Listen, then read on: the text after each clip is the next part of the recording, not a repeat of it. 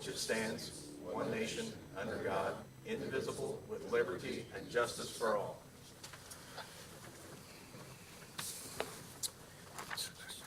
All right, good morning and welcome to the July 20th, 2021 Board of Clinton County Commissioners meeting. As always, the first item on our agenda this morning is the opportunity for public comment. So if anyone's here to speak on any topic that you're not on the agenda for, now is the time. All we ask is you're brief and respectful. Yes, please. Sure, if you want to go to the microphone, that way folks can hear you online. Hi, John. Hi, my name is Julia Hoffman. I live at County Road 3347 South, County Road 800 West in Frankfort, Indiana.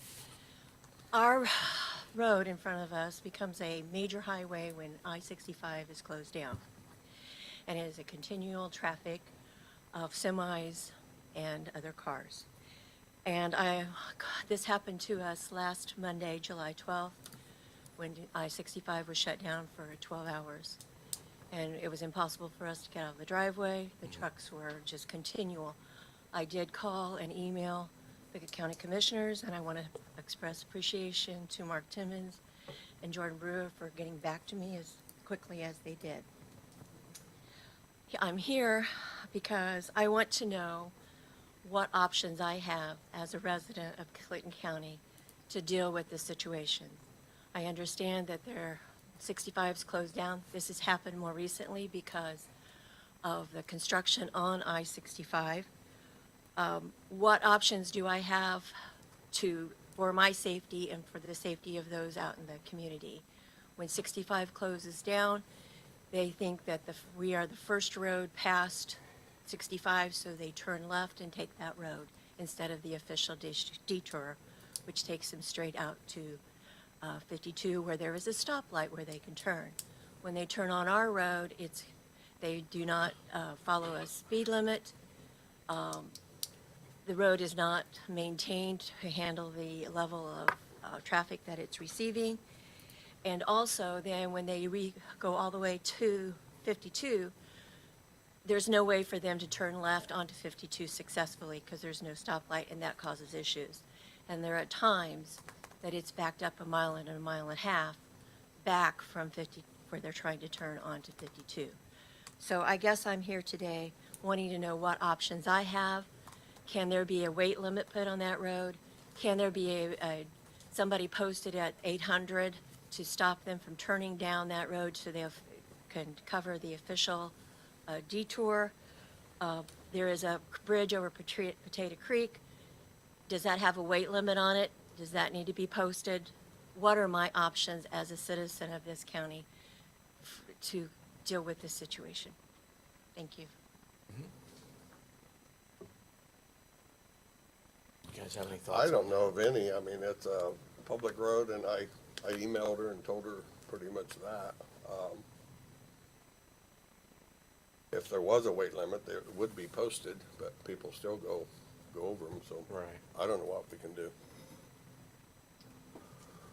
I mean, I think there's two challenges. One, the first stretch of 800 West is now going to have more truck traffic because of NHK being there and hopefully in the future continued development. So, I mean, essentially up to 300 South is going to have large trucks. Now, I mean, I guess personally, I would hope there would be some common sense from those trying to utilize that because, as you said, going down to where it tees into 52 makes no sense versus just going 28 and you have the stoplight. So I'm a little surprised there's not a little bit more chatter on the truck CBs, letting those guys know. Usually they talk to each other and communicate those type of things. So, but as far as limiting the traffic on there, I know after we spoke, I came out there and sat for 20 minutes and there was 0 vehicles that went down 800. I sat at 300 South and 800 and nothing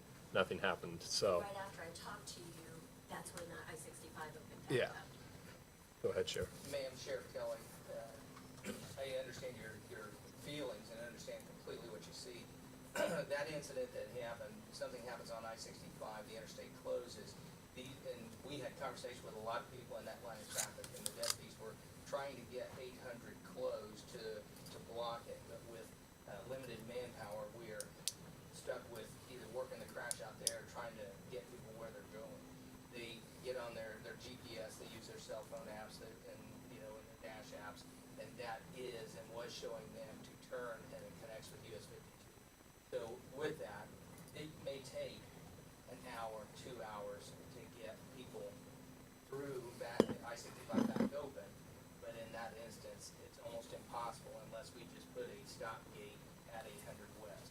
We had a conversation of, maybe we can contact County Highway, but by the time they get people called out from home or wherever they're at, off the projects they're doing, take barricades out there, then the interstate's open, and then we we're kind of, you know, we're doing a lot and not getting the return. And that is an open roadway, and I think, Mr. Campbell with County Highway would say that those bridges are designed to hold with it that weight. There's no, way to restrict it, and then on the county's end, on the commissioner's end, they're putting signs, restrictions. You're not there to enforce it, they're gonna go ahead and go down that road, and plus they are required by statute to do surveys and then, bring it to a public meeting and things like that, so I mean, it's one of those things where they are gonna look for that easy out. We think it's easy, you and I know it's not, and once you get down to US 52 on the end of that road, they're gonna be there for 40 minutes trying to get out, especially with the traffic. Coordinate with Tippecanoe County to direct traffic at US 52 is right, but you have to understand that is a huge volume of traffic on this. I do understand it, Then that's we the get it on whole. our county roads, and so, yes, Yes, I that's the feel whole- your pain, and And our I deputies try to understand, scramble. usually it's only closed for 2 or 3 hours, I get that, and that's not a big problem, but when it was closed for over 12 hours the other Yes. day, it started at 9:30 that night and went for the 12 Yes. hours. And I feel like that is a span of time where there could have been something done, Right. because I understand for 2 or 3 hours, you can't get the manpower, you can't put Right. that down. But when that's an extenuating time, that went on for 12 hours, something could have been done. I understand, and, you know, and with that, it's, I think we'll try and work with NDOT a little bit harder and ISP to maybe make some of that, alleviate some of that, but the only other end that we would have is to block that road. Yes.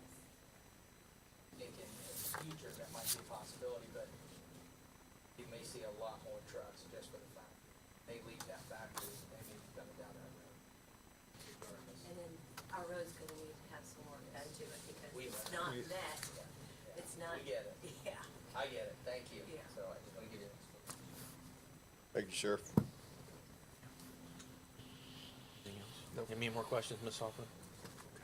Yep. Anyone else here this morning to speak? It's not on the agenda.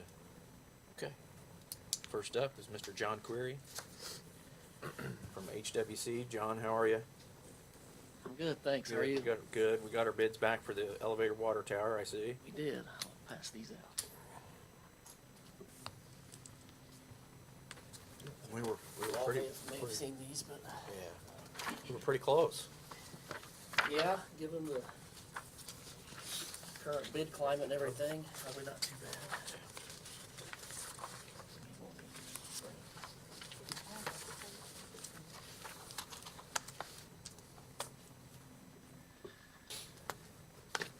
So going through this was for Division C of the I-65 State Road 20 interchange and State Road 20 corridor project.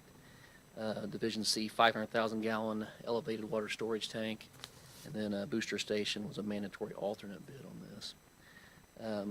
Bids were received on June 24th. There were 3 bids from McGuire Iron out of South Dakota, Phoenix Fabricators out of Avon, and Caldwell Tanks out of Louisville. The bids range from $2,239,000 to $2,349,186. So very close range there on the 3 bids from the 3 contractors. McGuire Iron was the low bidder at $2,239,000. The budget or estimate was $2,200,000. So a little bit over, but very close on that. The mandatory alternate, as I mentioned, the booster station, McGuire was also the low bidder on that at $680,000. So regardless of if it's base bid or base bid plus alternate, McGuire Iron is the low bidder. That portion of it was quite a bit higher than the estimate, but I'll get into that. Going through McGuire's bid, everything was in conformance with the bid requirements. They had all their documentation. We haven't worked with McGuire.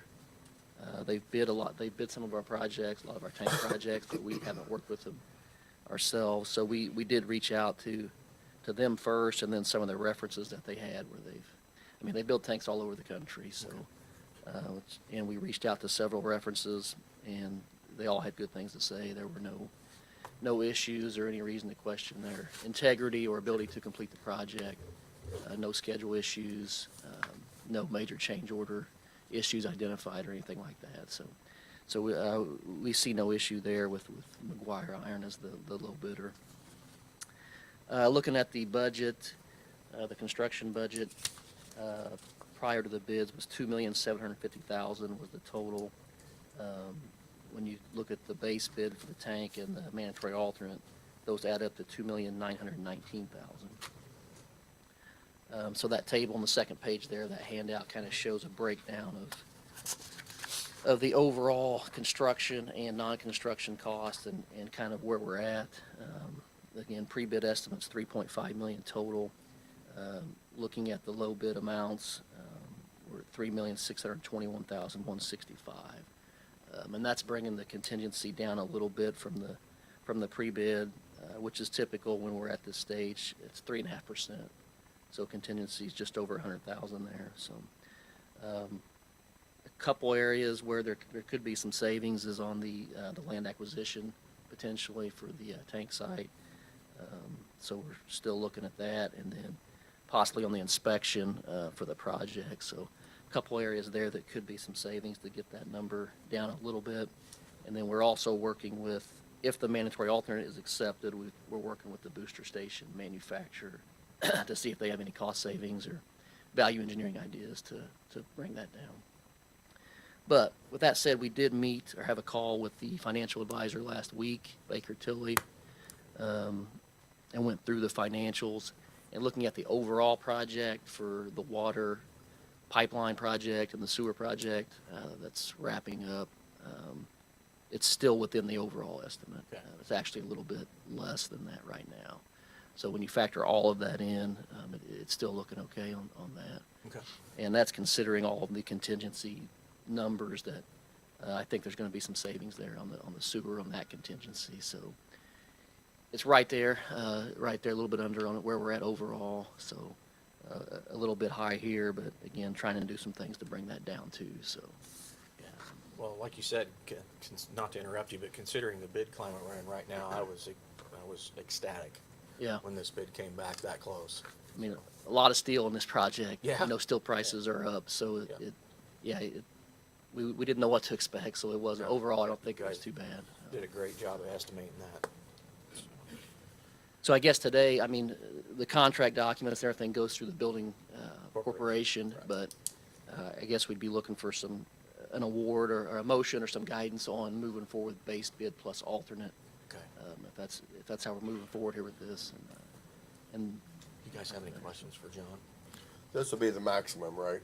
You said there might be some cost savings, but this Yeah, is the that- maximum? yeah. And then the savings might show later? correct. The only question I had was we talked about a little bit the construction observation and Frankfurt Consultant did the McGuire make that estimate, or did we ever find out if Wessler's turned in a number that No, changed that was separate from the bid, so that was Wessler's information Okay. to Frankfurt. Okay, all right. John, I notice here, one of the suggestions that you have made is that we award the base bids and the mandatory alternate for 2.919, Uh-huh. and then we have the opportunity to revisit some of these other numbers. That way Right. we can iron out, why was there the construction observation and that sort of thing. Would that be sufficient enough if we took that action today? Is that Yeah, that would be good. That would be enough. okay? And then the rest of this stuff we can deal with as a as a change order. Sure. And hopefully a deduction. Yeah, that would be the way to do it. But the maximum would still be, see what I'm saying, Mark? Okay. And then, to note, the land acquisition on the tank site, the closing is still kind of ongoing, so we wouldn't do a notice of award or get, Right. it would all be contingent on that. And I Right. think Shan was saying early August, looking to Yes. finalize I that. know that the new owner was looking to close, I thought it was today, but you know how those things go, it could take a little bit of time. And then the new owner was willing, my understanding is, is that he was willing to donate the land to us for this project, so we won't have any cost, as far as that goes. That's my understanding as of now. Okay. Yeah. All right. So, So, well, you guys got any more questions? Nope. I'll make the motion to do the standard, what Josh said, and then do all these others as a separate. Is that all right? yeah, Okay. Second. Okay, motion carries 3-0 to award the Division C base bid contract and mandatory alternate number 1 to McGuire Iron Incorporated for a total contract price of $2,919,000. So, all right. awesome. Appreciate John, I it. can't thank you enough for the good work you're doing, and it's outstanding. I appreciate You guys it. really hit this out of the park, so Appreciate it. Thanks for your bless time. you. Yep. Thanks. I want to thank John too, because we had some issue of getting some stuff cleaned up for a farmer out there, and I called him and he got right on it. So I appreciate that. Thank you. No problem. All right. Thanks. All right, see you, man. Now we just have to pick out a collar and what to put on it, That's right? right. Okay. He's down to the hard stuff. It might be the hardest part. Yeah, yeah, exactly. Okay, next on the agenda this morning is Mr. Rich Taylor and Adam Collins from Envoy. So, Rich, the floor is yours. Welcome.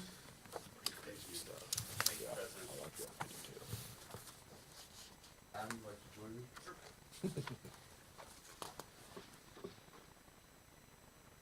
Good morning. Yeah, good Morning, morning. Good to Commissioners. see you again, yeah. Good to see everyone. And we understand we may have some members of the council here as well this morning. We do not this morning.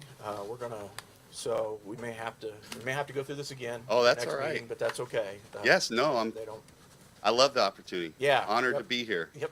I'm passionate about talking about my company Envoy and what we deliver for our clients as trusted advisors. So appreciate the opportunity to speak this morning, and thank you for adding us to the agenda. Sure. Envoy is a 30-year-old construction management company for public projects. Been around since over 30 years, since 1982. Owned by the principals John Barbie, Purdue graduate in building construction, and Scott Baldwin, a retired Marine and Marine sniper and IPD homicide detective who brought the development acumen to Envoy. So unique ownership, great diverse. team. Yes, very diverse background. And how he got into development's a longer story that you don't want to hear about. As somebody who is blessed with the opportunity to sit on, not on a commissioner side of the table, but as on a public board side of the table, making decisions about capital projects, I understand the challenges that you guys are faced with sometimes, especially in today's environment of rising construction costs and uncertainty. And what I hope to do today is present to you a public procurement process for capital projects that will create certainty for the county and the commissioners and council.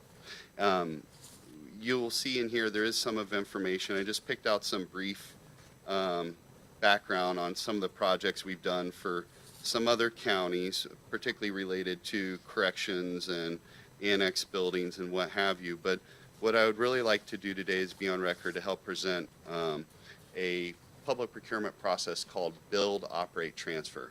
Now, I Director of Business Development of Envoy, but I also have Adam Collins here. Adam Collins here is a partner with Wallach and Summers and Haas. They're really the boutique public-private partnership experts, legal experts in the state of Indiana. Okay. Adam formerly served as Deputy Mayor for Economic Development under Mayor Ballard for the city of Indianapolis. So he's experienced and managed these projects from both sides of the table from a legal standpoint. So he's here to help correct me when I'm wrong, keep me out of trouble and to provide some assistance and value from a legal perspective. In my history, I worked with Adam's firm on the owner's side of a table as president of a community development corporation, doing some similar public-private partnerships before Build, Operate, Transfer was established under Indiana Code, which is Indiana Code 5-23 is what's called the BOT statute, Build, Operate statute. And that statute, from a non-attorney perspective, allows a public unit to hire a developer to design, build, operate, finance, and possibly maintain. They don't have to do all of those, but a portion of whatever makes sense for your project to construct and or maintain and design a public project. Now, we'll go through some benefits of BOT, but I really want to hit on the pieces that provide certainty for the county. So 3 of the major benefits of BOT, Build, Operate, Transfer, are flexibility, risk transfer, and cost reduction. So when you look at the flexibility of the delivery method, once which we'll go through the process last as we talk about Build, Operate, Transfer. But one of the major benefits is the flexibility of the delivery method. Multiple projects can be done under one procurement by one developer, okay? And also is that once the RFPQ process is satisfied, there's no longer a public procurement process with Build, Operate, Transfer. That creates a lot of flexibility to negotiate with trade contractors to get within your budget and to negotiate them to provide what's eventually called a guaranteed maximum price that we'll talk about more. The other benefit of doing multiple projects under one procurement is if you have a standalone $3 million project, the scopes of work, the bid packages within that project are going to be smaller, which means that when you go out to publicly bid the project, and in this environment where there's labor shortages, material shortages, etc., contractors are really going to pick and choose the projects they're wanting to bid because they're only going to go a certain distance, they're only going to spend a certain amount of money to chase a bid package that may be smaller to when they can go to another project that may have a larger scope of work that they can make more money on. So by doing multiple projects at once, you can, the developer can bid similar scopes of work, combine them to make them larger packages and be more attractive to the trade contractor community. That's a huge benefit of doing using BOT and one procurement to do multiple projects. You're creating more competition and more interest in your project, which then in turn will reduce project cost. So a couple of other benefits of Build, Operate, Transfer is the developer can possibly privately finance portions of the project. The developer can go to a bank, could go to Farmers Bank here, talk to Karen, get a loan from Karen to finance your project that you will then pay for over time. I'm not suggesting that that's always the best way to finance your project, but there are some benefits of doing it that way. If you have the bonding capacity and you're going to have a lower interest rate issuing a traditional municipal bond, there's other details I won't bore you with about that today. As a retired banker who actually managed the annex building for a while with Rita, with Union Planters Bank. I can geek out on the financial aspect of it a little bit, and so I won't bore you with that today.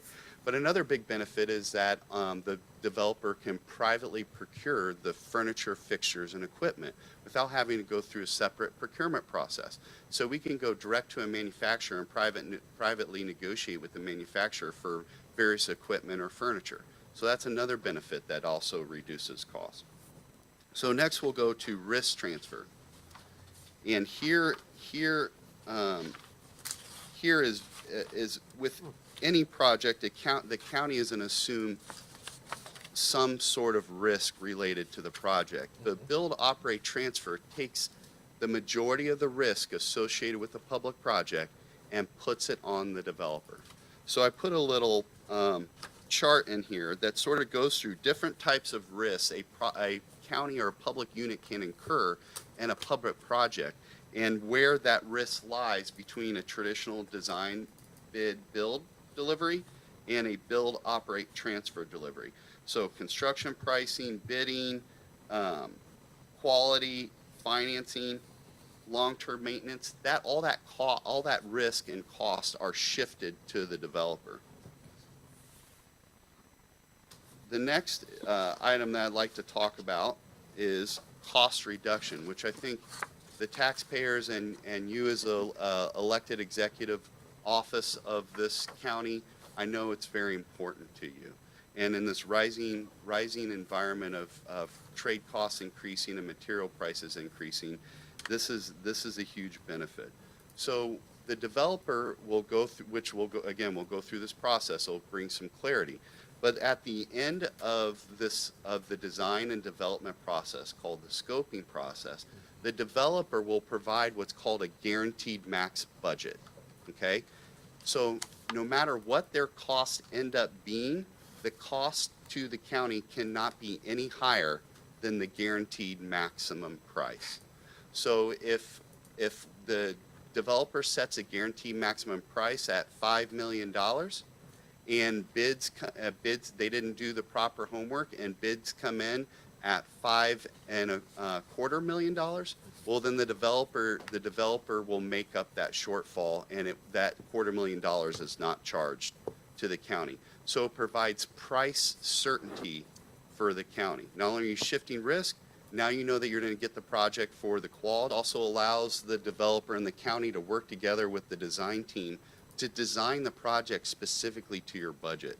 So again, certainty. At the end of the design process, you're going to know what you're getting for the price you're getting it for. The other big benefit is in many public projects, there are change orders. Change orders are derived from some reason. Sometimes the owner requests a change order, but most of the time the change order derives from what's called scope gap. A designer will design a project for you, and you're holding the contract with the architect or the design team, the county is, okay? So the contractor is bidding a set of documents that are provided to them by your design team. Well, no matter how good a designer is, there's always what's called scope gap. There are things that are missing in the drawing that have to be built in on the project, right? Well, yep. So the county gets change orders, right? Yep. Well, in build, operate, transfer, you assign the design team's contract to the developer. The developer is responsible for scope gaps. So there are no change orders unless the owner, you as the county, decide that you want something different than what's on those drawings after the guaranteed maximum budget has been set. So again, create certainty. You know you're not going to receive any change orders unless you request a change yourself. And that's another huge benefit. Typically in this environment, I think the last public project my entity did, design, bid, build, it was about a 7% overage, and we had, there's a lot of reasons for this, but we had almost 70 change orders on a $7 million project. And I promised I would never put my constituents or my public board through that process again. So we're looking. The other big benefit is that, let's be honest, some contractors don't want to bid public work. They don't want to take the time of all the costs and effort it takes to bid a public project, with knowing then that maybe a contractor beats them out by $20,000. They put all this work and time into it, and now they don't get the project. With build, operate, transfer, and us as also private developers, we have a large network of subcontractors, many of which won't bid public work, but they will bid public work through this delivery method because they know if they're the best quality at the best price, and you're able to negotiate with them to get them to that final budget that meets your budget and meets that guaranteed budget, they will bid the work then. So it creates, again, more contractors interested in the project, which then competition drives down costs. So lastly, I wanted to go through how this process works, and this is where Adam will probably jump in with some additional benefits I didn't think about as who's been doing it even longer than I have, and about the legal requirements of the process. But I will go through them as a construction and development guy. Okay, we got legal counsel here to they can go talk, you know, lawyerese all day long. So, but the process is the first process and that you have to do is with the county is the county council has to pass a BOT resolution. That authorizes the county to enact and then be able to incorporate the items under Indiana Code 5-23 and be able to use them in your county. And that's an important step because it authorizes the ability to use build, operate, transfer. The next step is you issue what's called a request for proposals and qualifications. This is a qualification-based selection. You want to know that you're working with somebody like Envoy that has developed their own projects and has done public construction projects similar to the projects you're wanting to move forward with. You want to know they have that experience. And there's notice requirements just under Indiana Code 5-3, just like you would any RFP or project, to meet the statutory requirements to know you're doing the right things. The next is what I talked about earlier, is the scoping process. So once you select a developer, the developer will work with your design team and develop and design the project, okay?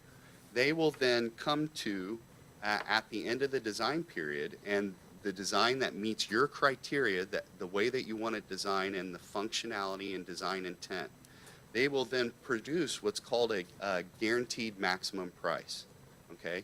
That says that these projects will be constructed in this manner with this type of design for this guaranteed budget, okay? Once you set the guaranteed budget, you have full design documents and you have a guaranteed budget. At that point, the commissioners have a decision to make. Do they want to go forward with this full design at this guaranteed price? So you're still not committed to spending any dollars yet, but you have a guaranteed budget produced to you. And then you must hold a public hearing. This is a legal requirement. Hold a public hearing to award the project to a developer like Envoy. Okay, that's an important process. And then the county and the developer will enter into what's called a public-private agreement. This is the closest way that a unit of government can do a public project privately, all the benefits that the private industry is lucky to have through a public project. And in that public hearing, you will select your developer award to the offer who you want to move forward with, and you can execute the build, operate, transfer agreement. In that agreement, it sets all the requirements for the developer, what the guaranteed price is, what the construction timelines are, etc., that you can hold the developer to account to that project. If there's any outside developer-backed private financing, we would close on that. Or if you're doing a lease rental bond or a general obligation bond, you would then close on your bond package to pay for the project. Question, sir? No. Okay. Then you begin construction, and the developer produces a project that you want in the timeline that you want. And then after the public improvements are completed, it's really a turnkey solution. The developer transfers back the improvements, which some people get a little concerned about that. The county can own the asset the whole entire time. It's just a statutory documentation process for which the improvements are provided back to the county. And then Envoy, a developer like Envoy, stays around well after the project's transferred back, all through the warranty period, to ensure that everything's been completed to the county's satisfaction. So that is a brief overview of the process, and I'll have the attorney touch on any main points or anything that I may have missed. So, Adam. nothing wrong. I just maybe want to emphasize a couple of other points. As to the financing, developers have the ability to finance typically through a local bank, as Rich said, but that's usually offered as a pass-through. So developers are agnostic. If you want to use that because it's better or cheaper, great. If you want to go the traditional, bond financing, pay cash, everybody's done that as well. So all options are on the table. It's essentially a pass-through to you, and it doesn't make a difference to a developer which case. It's really just a question of what's most effective, but it's another arrow in the quiver, if you will, to evaluate as you're looking at, pricing of the project. As Rich talked about with the ownership, that's always something. I can tell you, when our mayor found out that a French company was going to be owning our jail, potentially for 30 years, I was in hot water for a little bit, but essentially what happened there was ownership can mean a lot of different things. Usually it means it transfers at the end of the operational period, okay? Throughout that time, it's yours, you have all the rights to it. There's no need to execute the lease, but it's just the mechanics of how this process works. The other way we've done it, where local units of government are more concerned about the ownership capacity, they own it throughout, and we just get an easement to come in and construct, it's your project, and we own the improvements until they're completed. Right. Now, throughout that process, the documents are set up, so if you're unhappy or something happens, you terminate, you have the ability to come in, and complete the project. We don't have a mortgage, we don't have any ability to come back in, it's all yours. It's just somewhat of a legal fiction that operates to permit this kind of development to happen. Another thing that I know Rich touched on throughout the scoping phase, but I think it's just worth mentioning is when you go through this process, it's similar to any other kind of design process that you would go through, and that the developer works collaboratively with the county, with your stakeholders to determine what the project is. The benefit is, at least from my perspective, on the government side, you get one throat to choke in terms of, we're unhappy with the cost, the design. You get a little bit of an earlier opportunity. I think sometimes, when we get into the design versus actual construction phase, to come back and talk about things like the size of chases and how actually, big they functionally need to be. And is there some opportunity to save some scope or some money there? In a recent project that we represent the city, Rich actually, an Envoy won for the city of Carmel. A big deal was modular elevators because they were able to decrease the amount of time, especially right now that it takes elevators to come in and be constructed. So those are the different things that, we as a municipality wouldn't have probably looked at had the developer not brought them to our attention. We think those are the opportunities where, again, you just get the benefit of some private sector experience and ultimately delivering a project that's better, faster, and cheaper. I do have a question for you, Adam. Yes, Yeah. sir. This isn't something new, Correct. right? I mean, Indiana Code 523, I mean, when did this all start? You have I want to say it's probably 20 years old at Yeah. this point. If you look, there's a range of projects. So the highest dollar amount would be the state of Indiana, Ohio River Bridges, I-69 were both procured that way. The city of Indianapolis, when I was there, looked at a $550 million project to procure that way. And there have been, I would say, north of 50 to 100 projects throughout the state, as small as, $3 or $5 million projects that have been procured. It's really just a function of, another kind of delivery method that folks have looked at. And as it's become, more popular on, I think, the grander stage, folks have looked at how do we apply it? Where does it make sense in other Yeah. projects throughout the state? Interesting. So the Lewis and Clark Bridge was build, operate, transfer? Ohio River Bridges, yeah. Yeah. So that's the full spectrum. They designed, built, operated. Yeah. They financed it. It's backed with revenue. Yeah. So the tolling revenue, and then the state makes up the difference between that and Interesting. annual debt service payment. So, yeah. Awesome. You guys have any questions for Rich or Adam while they're here this morning? And I think there was one question we received about the use of ARP money or American Rescue Plan Right. funds. Yeah. As far as the developer, the procurement is concerned, you can use whatever funds as long as they're allowed to be used, if the ARP funds are allowed to be used for that particular type of project. you can use any and all funds available to make the payments, just like you would any project. Yeah. I want to make sure they got that Yeah. answered, because I knew that was a concern or question. Okay. Okay.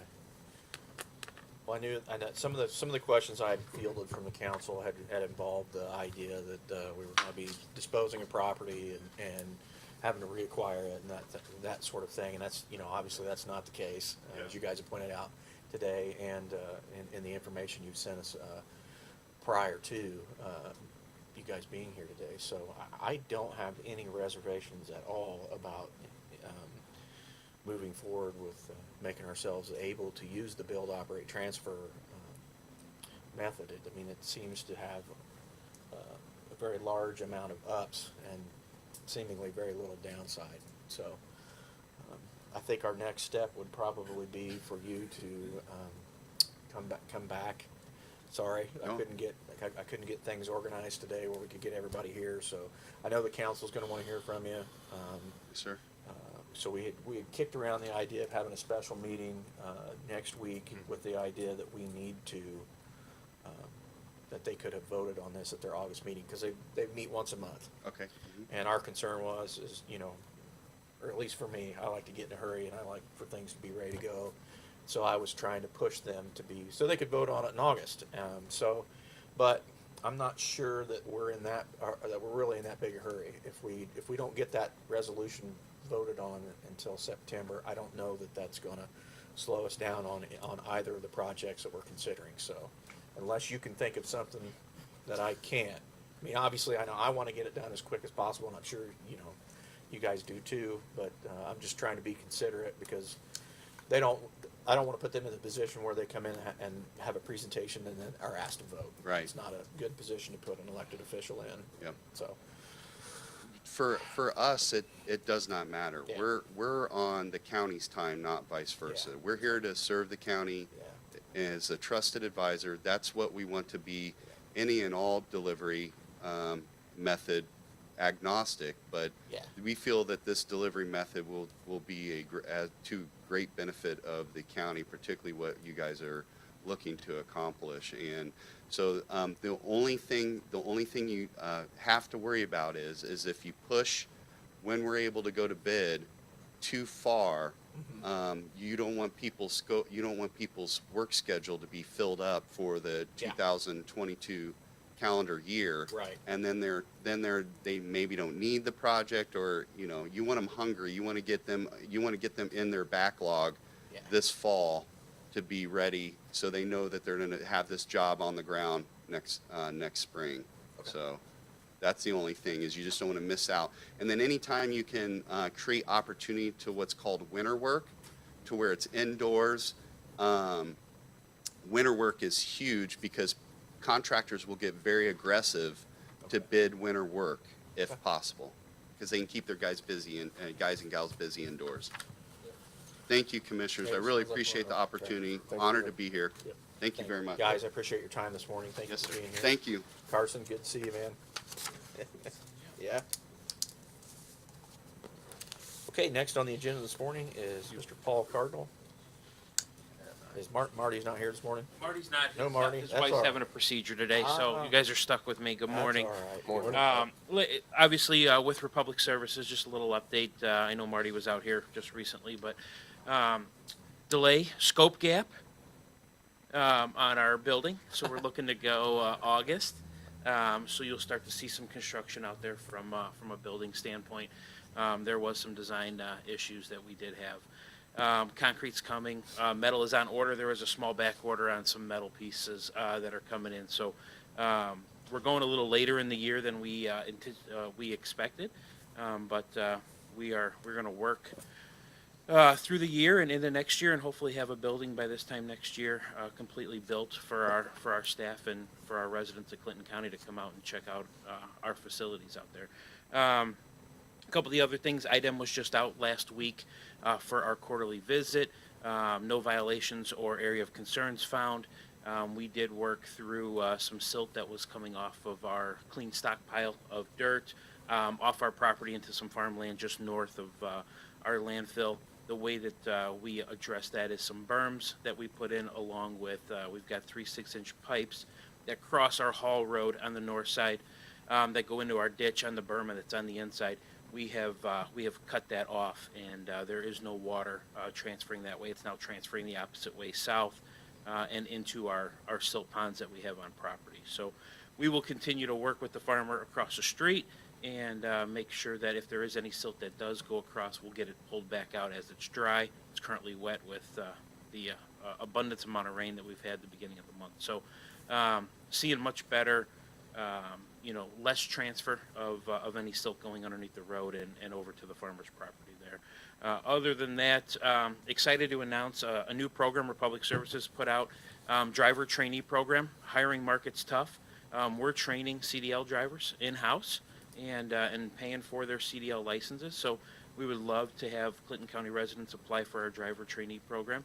Our CDL drivers average between $60,000 and $75,000 a year, plus full benefits and a bunch of other wonderful stuff. So, and I think the best part of it is they're home every night. So if anybody knows anybody, feel free to send them to our website, republicservices.com/jobs, and have them apply for either a driver or driver trainee program if they don't have a CDL. Interesting. That's really all that I have. I have, Paul, you mentioned IDEM had been out. Was Yes. that on 300 North, and what I had kind of emailed you about the issue? And Austin's here, I believe, so if you have anything you'd like to chime in here. So they were there for the erosion and sedimentation, they weren't there for the solid waste portion? They were there for the solid waste portion, but we also took them over and Was it showed them. Jerry? It was Jerry, yeah. We also took Jerry over and showed him kind of the things that we have done to make the silt issue go away. That's got a question too. Yeah. Do you still do the cover every night after before the landing? You still put We do. the dirt on? Yep, so it is, we either use dirt or we use tarps, so we do have automatic tarpers as well.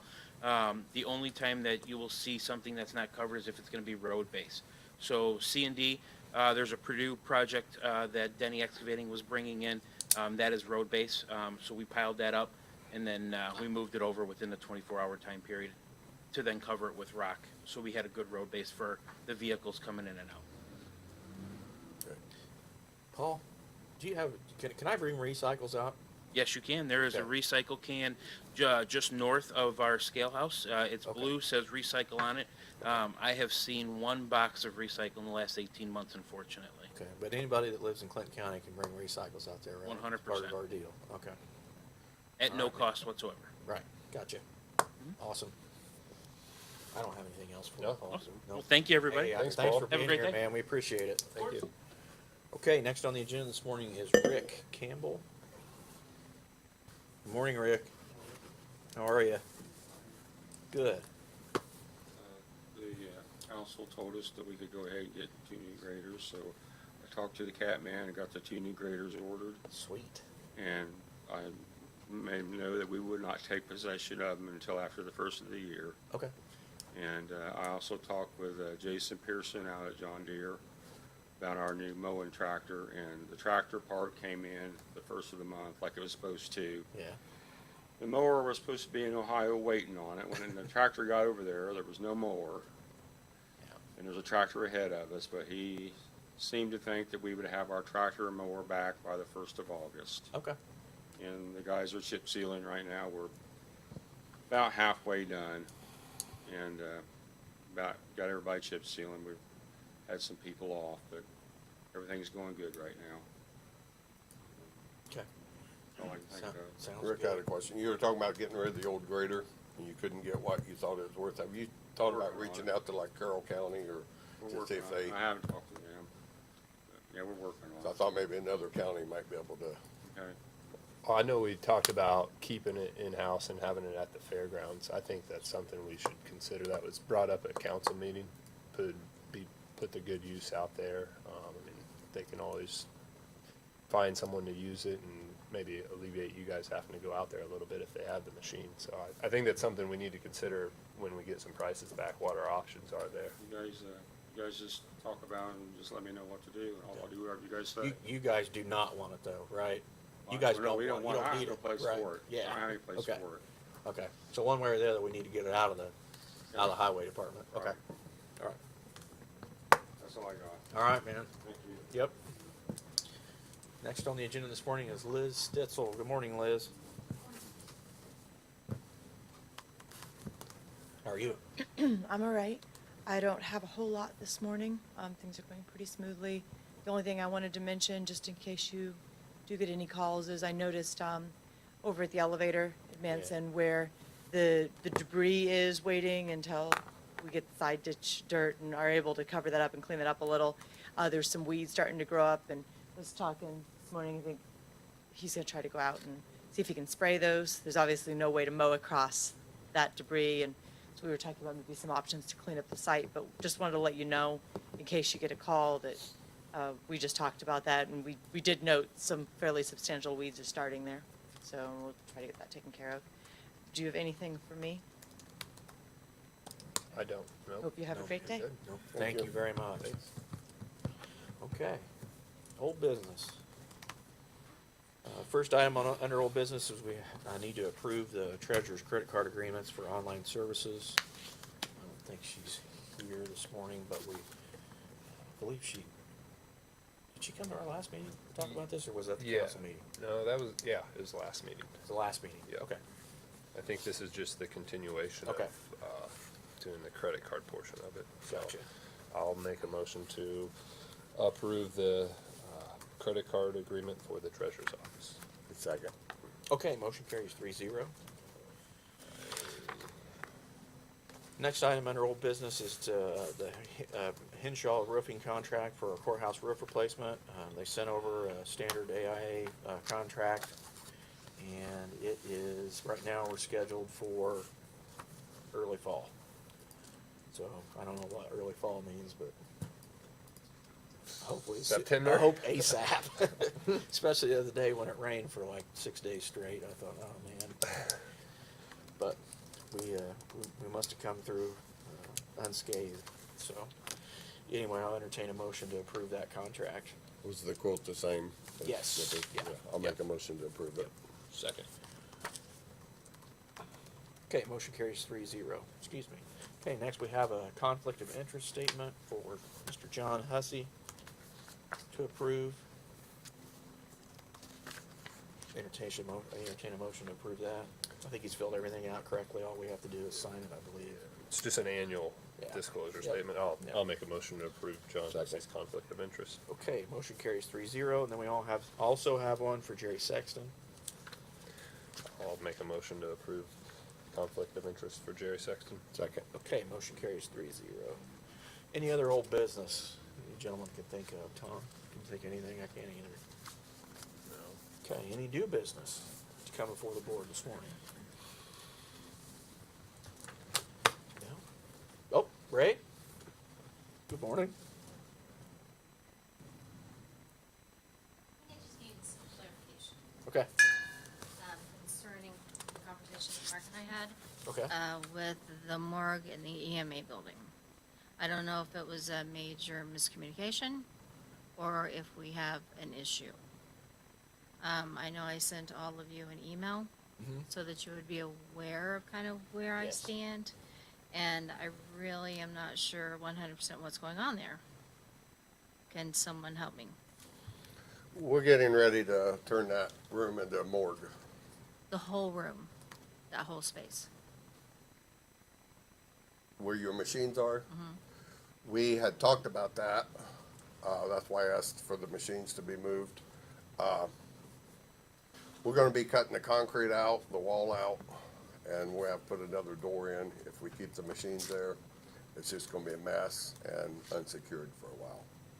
Okay. And I checked the measurements at the jail. The room is bigger at the jail.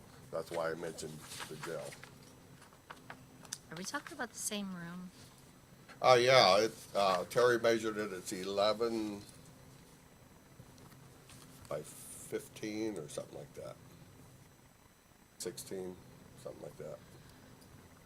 You know, we had several reasons that we moved from the jail, and I think I tried to explain those to you when we spoke the other day. You mentioned there wasn't a ceiling in it. Well, there wasn't a ceiling, and that has created an issue for us in the past. And not just a security issue, but, you know, there was a fecal matter issue. Right. where inmates just decided to have fun, lock, the stools up, and we did receive damage to our machines. Not that that happens all the time, but once was bad enough. And who's to say that they won't do that again? And I'm sure, you're gonna say that, well, that's just a matter of putting a ceiling up. Well, what kind of a ceiling are we gonna put up that things won't leak through? Things leak through. And who's to say that that won't happen again, and that won't happen a few days before an election? And it's not just an easy thing to prepare everything for an election. Yep. I can't just get machines in. My vendor may not have enough machines to get in if something happens a couple of days before an election. And even if they do have enough machines to get in, or the product that we need, I can't just put those into use. They have to be programmed, and that takes a while. And after they're programmed, well, then I have to have a public test. There's time. Everything is a long time frame. It's government. And we have to have a long time frame to get those things set up. So there's a process to go through to get all of these things to happen. Logistically, not that we ever had any problems getting help into the building, but it wasn't always easy for us like it is here. So logistically, it wasn't the best option for us. It wasn't the best option for my mechanics, especially if the weather was bad. Now, my mechanics, they have 24/7 access to it. I have 24/7 access to it.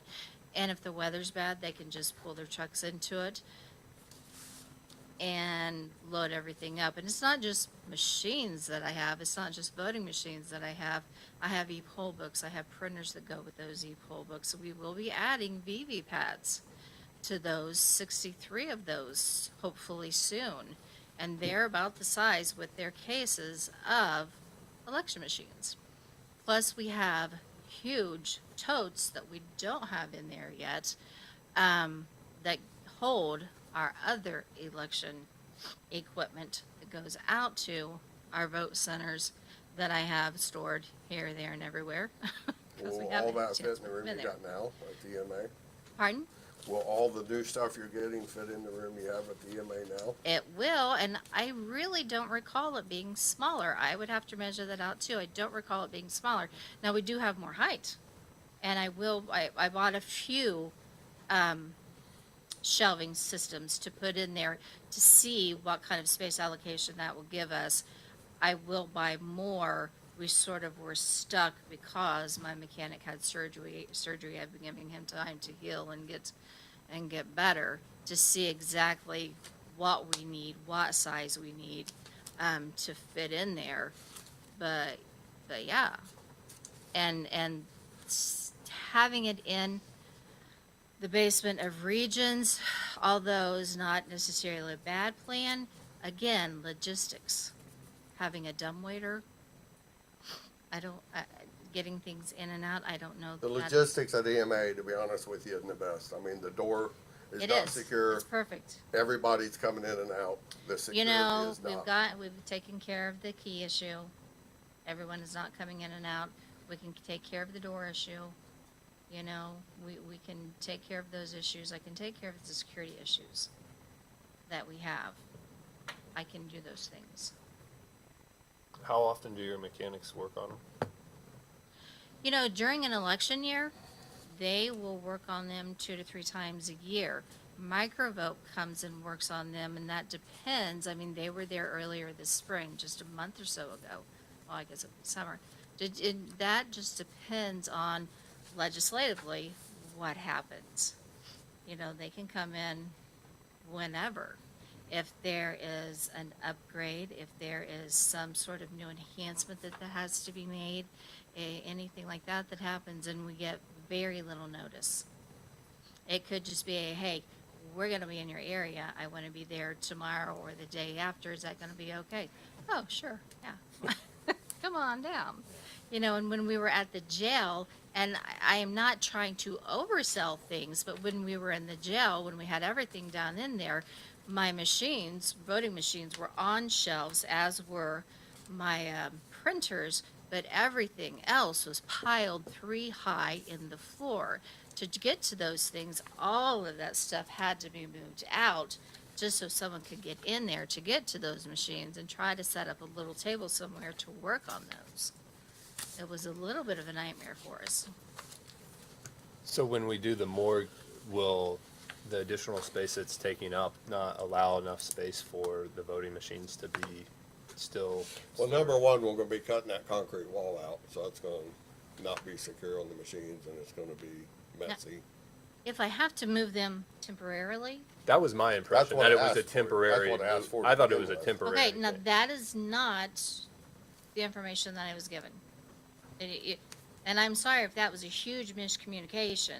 That is not what I. Then I asked if what I we could gave. find a better place, and I brought up the Regions because the dumbwaiter is an elevator. And I said goes right to the alley. temporarily, okay. But, you know, and if someone had just come to me and said, hey, we need to work on this floor, we need to do these things, it's just going to be for a short time, and then you can move back in, absolutely no problem. But that is not the information that I was given, and the information that I was given felt like that we are booting you out, you gotta find some other place. Period. No, I asked And for I suggestions apologize, is what I I'm sorry, asked. I asked for suggestions is what I asked. I don't have any suggestions, I mean. That's what I was trying to help The you with. EMA building was my last option. That room for the morgue is 15 by 20. And talking to Ed, by the time you get the table, the coolers, and then he's gonna need a desk and filing cabinet. That's why we thought we could use that room and have one nice facility. Yeah. And I get that. I get that. But I'm just, honestly, and I know you guys are so tired of hearing me say this, but I'm looking for a solution. I'm not looking yeah, for. I am tapped out. Honestly, tapped out of space. And, you know, if we can find someplace temporarily to put them until that work is done, you know, I am all for it, but I have no place. How big of space does it need? Like, Well, according to her, the 10 or 11 by 16 isn't big enough, so I don't know. And if we're just honestly, how long are we looking? What are we looking at? I don't know when the construction's maybe. gonna start. It's, a couple weeks. I honestly don't know, you know, how construction goes. Okay. Because I have some election things stored in my office, tucked away in little places. I have the third floor office still that has election things in it that I know the judge desperately wants cleaned out. Yeah. I mean, we still have office things, we still have files in there, we still have equipment in there, you know, and a little bit of everything in there that I just do not have space for in my larger office to clean out and bring down. Cause there's still things at the jail too, right, of yours? You know, I hope not. Now, I are think there, is. are there things still at the jail? ballots. It's still locked. It's still, I will check with Matt. Now, last time I had spoken to you, I contacted Matt and Scott and asked them if they could go ahead and move those things over. I assumed, and that's bad on my part, but I assumed they had taken care of that. I will check with them again. And I don't have To to see. see that door in particular. I think Terry, Okay. the maintenance does, but I think it's just voter signs. Just odds and ends. Okay, I will check with them again. All that fun stuff. Well, I think we need to, we have a temporary option, then we need to find a more permanent option. Because the morgue, I mean, it's widely accepted that we need that, and that's a good space for it. So Right. now we gotta just come up with what our solution's gonna be for the voting machines. And I think we can do that. We just may have to sit down and brainstorm a little Okay. deeper and figure it out. But Yeah. first, you know, a temporary option and then a more permanent option at that point. And honestly, obviously, for everyone, things you know, and the purchase of the building was part of that, things cannot continue to go this way. If it's just what is there,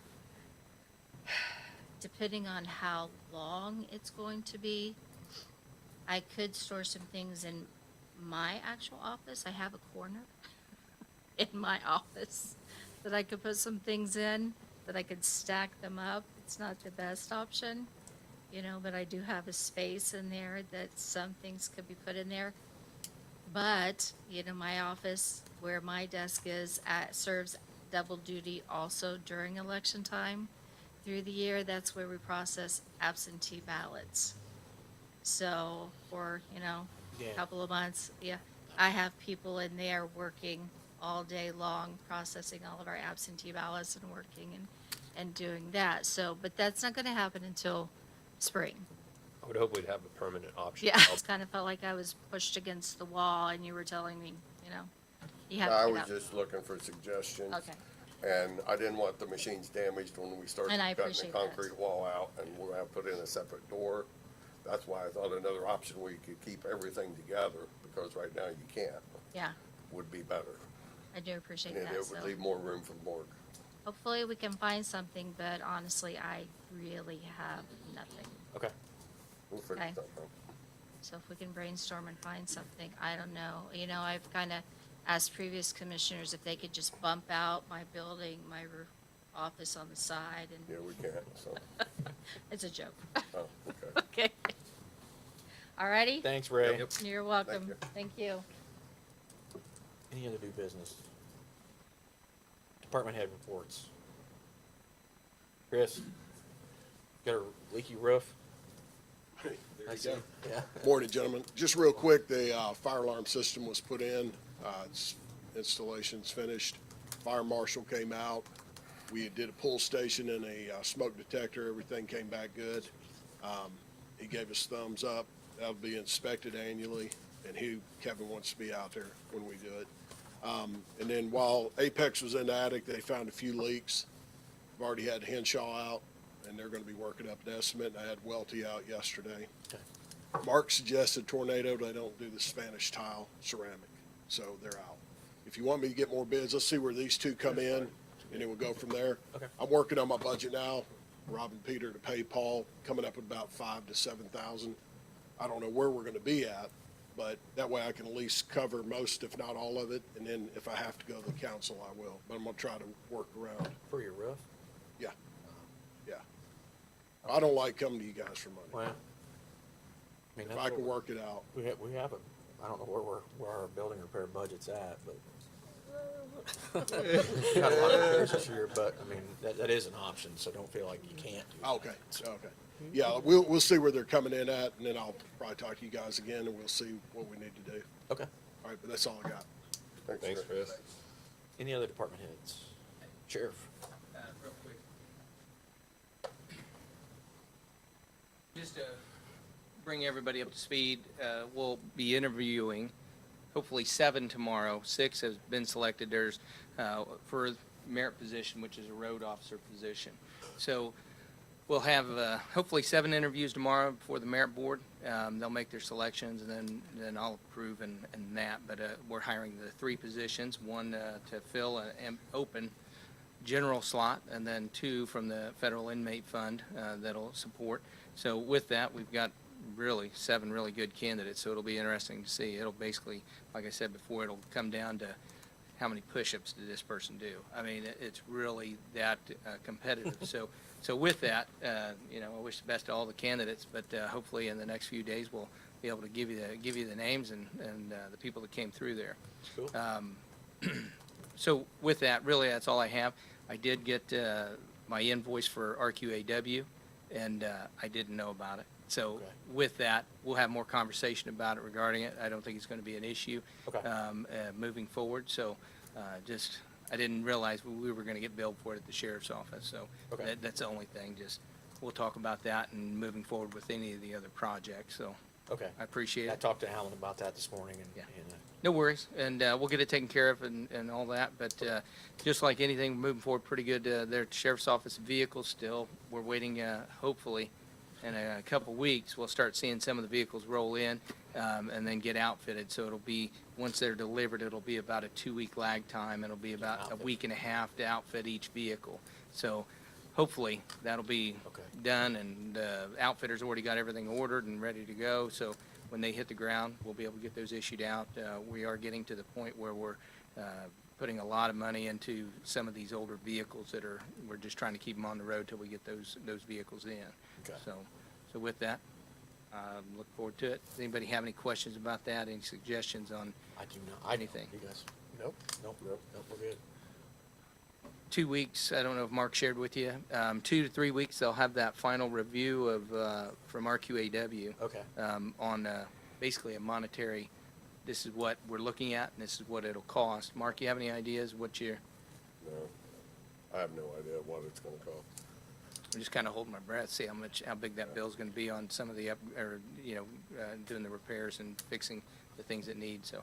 But anyway, hopefully, they said in about 2 weeks. They said Okay. 3, so it's been a week. I thought that was a pretty good time frame there. Yeah, absolutely. So, but appreciate all the work on that end of it. Anything else? No, sir. Thank you. Thank you. Any other department heads? Rodney? Good morning. Morning. How are you all? Good. Just come in real quick. Obviously be here to update you on anything you need. We continue to work towards normal. So, or back to normal. We met with superintendents, all 4 of them yesterday, myself and Dr. Tharp, Okay. to lay out plans for return to school this year. We also were discussing the back-to-school immunization and COVID clinics that will be running there as well. We saw interest in the other 3 area schools, so we'll be working with them. Trailers here, not waiting on anything. I know I hear everybody's waiting on things. Thank goodness ours is here. Yeah. We already implemented it during the fair. So we were already out there using it to get vaccines out to folks at the fair, myself and a couple other staff. So wanted to take my hat off to Matt Stidham. He's done an excellent job of, before it ever arrived, going over all the manuals, the books, the nuances of the systems that are there. So he was able to give us a pretty on-hands training detailed, which helped with deploying it immediately. Good. Has a lot of things that we're looking forward to being able to utilize out there. So did want to ask your guys' permission. I have those back-to-school events coming up, which include regular immunizations. I wanted to bring back my second-time retired public health nurse, Pam Snyder, as a contractual employee.